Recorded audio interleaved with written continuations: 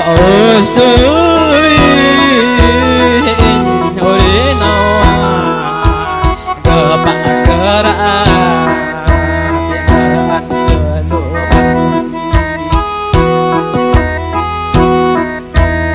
cờ bạc cờ ra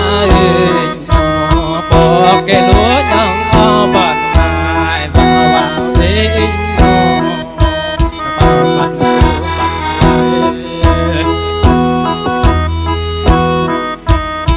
ôi xui em có lửa bật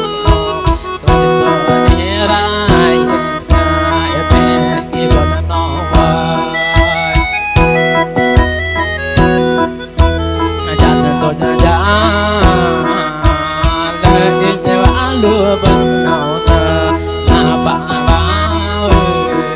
chả bao mặt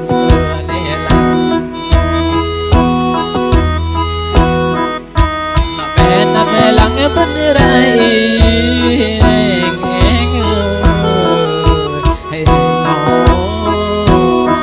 nó bằng bạn xa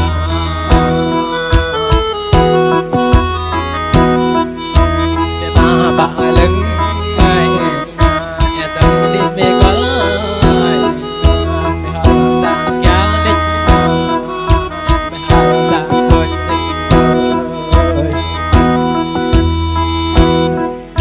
ôi trời ơi anh bận ai ngồi thì ố ra bận chờ ra kia làm bao giờ tớ rong làm giờ tớ giang bằng cái ba nhà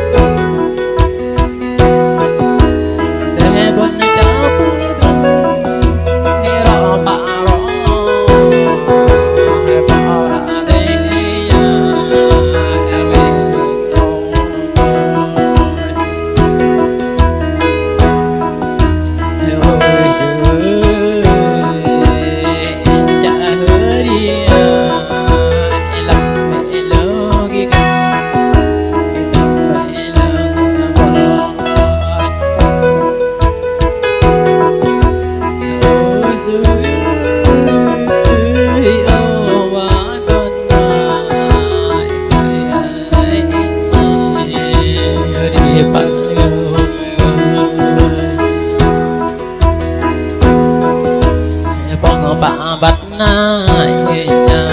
bắt đi với chân phá rồi làm mình lâu đi bơi nè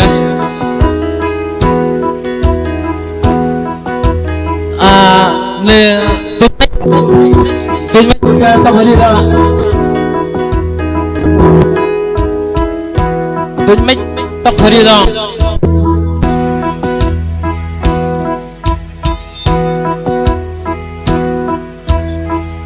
alo alo alo